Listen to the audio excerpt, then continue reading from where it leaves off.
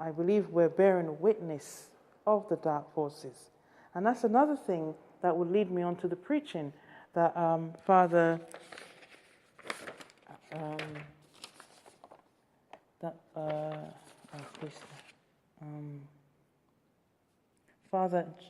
John Barry spoke. He talked about Mary Magdalene, which is in the reading, the gospel reading taken from St. Mark's 14 to 29, that she's been given the name Mary, and there are people who's written, have done some writing, and they gave her quite a bad tone, yes, a distasteful tone. And they put her as like I'm going to use the word a prostitute, because my mind is thinking on that, like the woman at the well. Now, I need to stay on track because my mind is starting to think branching off at this. My mind is branching off. So Father Barry said that we're not to see that in her, we're to see her being in a pure form. And that she actually was the first one to witness Jesus coming back from the death and coming into life and in the ascension process. So she was able to witness. She was the first witness, and then be able to give it to the other apostles. So she was the first apostle to pass it on to the other apostles. So that was a deliberate hierarchy for her to see the ascension of Jesus. And he said, "Do not touch me as yet, because I have not ascended to my Father as yet." You see? So, folks, what I'm saying to you here, that there is a transmission process, okay? To transform, to be in the readiness of the arrival of the Lord and his kingdom, we have to go through a hierarchy process.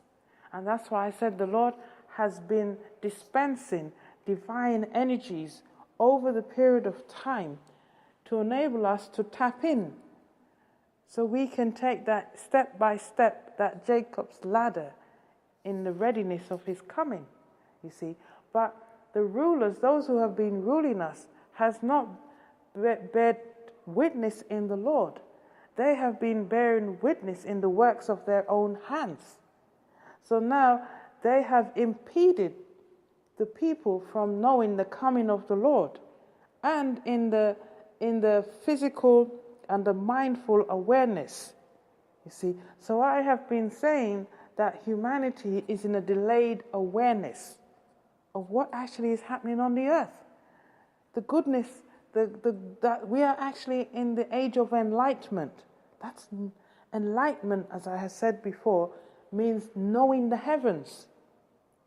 And the scientists, and I'm talking about the biochemists, will say that it's the age of enlightenment. They call it the age of enlightenment. And another will say from the first time that the light, the electric bulb, was invented, that was the beginning of the age of enlightenment. And there is many evidence to show that species are evolving right before our very eyes. A daffodil will evolve into another species. And can I tell you that people are also evolving into another species? But the governmental structure, because they're, I'm going to say, under the dark forces, all right, they are withholding it from humanity. They're withholding that knowledge from people. It may not be deliberate because they're in darkness, you see. And the Lord has said through Isaiah 44 that he will set man back. He will set their minds back. He will lower their standards, that they don't even know how low the standards that they're operating at. And they will think it's good. You see? He said that they will get the wood, cut the wood, carve it into a shape, bow down and worship that shape, and then they will use the wood to cook their food. He said, what nonsense is that? And they think that it's good. That's what the Lord is saying. The Lord will set back man's mind that he won't even know the quality of himself. You see? And alas, that's where we're under. We're under graven imagery. We're under bowing down to graven image and not to the true Lord. Right? And I did a talk on King Ahasuerus in the book of Esther. And he had all these wonderful features. And when he forgot to connect to his inner spirit, his inner purity, Queen Vashti, she didn't turn up. She said, no, you had to send your chamberlains to call me. Come to me directly, I am sane. Joyce Linton. So the features. And sometimes we let status, the president, the prime minister, the queen, we allow the manager, the director, the superintendent. We allow the rich, the middle class, the lower class, the working class. We allow so many features to give calibre to our thoughts, quality. We judge people according to the features. And we forget to go within and direct to that pure person that we are, and to know that we are one in the spirit and one in the soul with the Lord, you see. So just to try and get back on track, that the Lord is calling us to come into unity with Him. And that's to tap into His provisions, to accept the climate change message. And I said coming into a higher consciousness, which I switched to calling, because I realized the people, it was a bit of a mouthful to say coming into the higher consciousness. But consciousness means energy. We need energy to think. We need energy. And I'm going quite deep and complex to you, but not to me, because I've had many years to think in this way. So it's a natural language to me. But the Lord has dispensating divine energies that we are able to tap into it. And one is the food we eat, the preparation of the food, the way the food is grown. And the Lord has said that the land should rest every 7th year, not put synthetic fertilizers. Okay? And the Lord is saying that we should eat our food fresh every day, except for the Sabbath. Okay? We don't have to have additives in the food. We don't need to put chemicals, synthetic chemicals, to preserve the food. Right? The Lord is saying that we're to eat our food fresh. And by eating the food fresh, we tap into those divine energies that will lift up our bodies and help to give the energies to transform our bodies into light bodies. Okay? And the Lord is saying, and also to spike the mind, lift up the mind. Folks, what I'm saying here is a treasure. You see, I feel like Jonah. I don't really want to tell it. I mean, I wrote it in 2004, but I don't really want to tell it. See, and you might say, well, why not? Because the messenger, the sent messenger, do not get a good time from the people. You see, they can be a little horrid to us as we pass on the message of the Lord to them. So therefore, it doesn't give me great pleasure to say what I'm saying to you. But I'll do it all the same, because this is the word of the Lord, and the Lord has to hear His word, as was said to the prophet Moses. The Lord gave His word to Moses. Moses spoke the word, and then the Lord was able to perform the word. Okay, so the Lord is calling us to come higher in Him. And He is Jehovah Jireh, the great provider. And the Lord has provided for us to come higher in His awareness, consciousness. And He has sent messengers to the people to say, climate change. Come in alignment to the climate change. It does not mean telling people that they use less gas in their homes and less cattle less of the cattle. It does not mean less. It means plentiful, surplus, overflowing. Fill my cup, Lord. Run it over. Okay, that's what climate change means. It doesn't mean a cup back. It means surplus. It means lift up our cups and receive. Let it flow over and over. Okay? So we have to understand the concept of climate change. But if those who are ruling us are dealing in the dark forces, then they won't appreciate it, will they? Because darkness means not knowing the heaven. And in the beginning, the Lord said, let there be light. Okay? And the light divided the dark. Right? I'll have to, sorry, folks. I have to try and, when I start to be like a tree branching from one stem to another.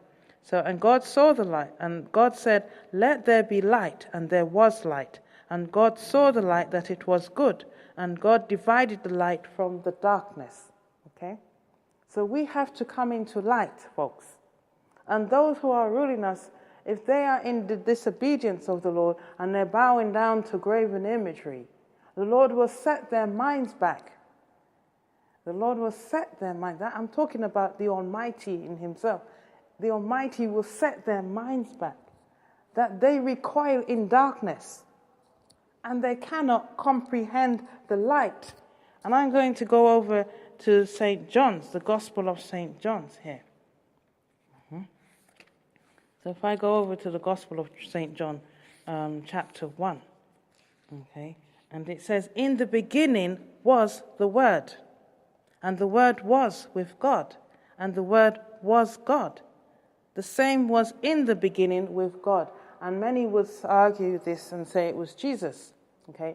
And now as I'm thinking of consciousness, high consciousness, folks, and I'm leading you somewhere here, you see.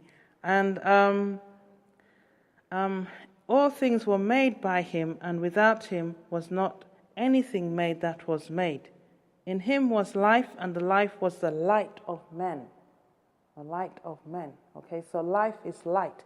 That's why I was saying in the first part, the Lord sees us in a deadened state when we're in the sinful flesh and in the depths of the valley. And the light shineth in darkness, and the darkness comprehend it not. So when people are in darkness, they cannot understand the light. Right? So right now, we go to the governmental bodies and tell them something, as sent messengers. They can't comprehend. Climate change? Are you saying the climate is changing? They think it's the season. They say, okay, it's getting hotter.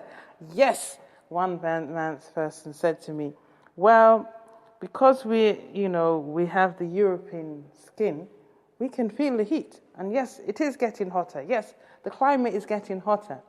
Well, the scientists will tell you that heat does mean a bit more energy. It means that the atoms and the molecules are vibrating because they've got kinetic energy in them. Yes, so yes, it is. There's more energy. There's the evidence, folks. The Europeans will tell you that they are, from their skin type, they do feel there is more heat around the place. So there you go, folks. The Lord is dispensing His energy on the earth. And so we are experiencing the climate changing. But this type of climate change is saying that heavenly energies are coming. So the whole climate of the earth will change because it's ascending.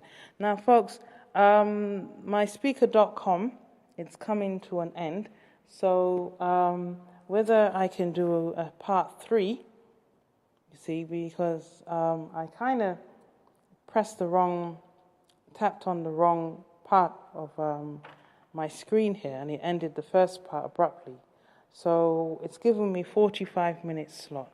So I'm going to do a part 3 here, and I'm just going to finish off that first reading and just touch down on the second and what Father Barry was saying about the Mary Magdalene being the first witness of Jesus in His ascension process. And I'm saying that the earth is undergoing an ascension process. And this is a writing I've been doing from 2009, the ascension of the earth, okay? And I actually visited Ascension Island near to the Falklands. So this is the end of part 2, folks, coming into the higher calling. Stay on board and we'll come into the circle. Thank you. Until coming into the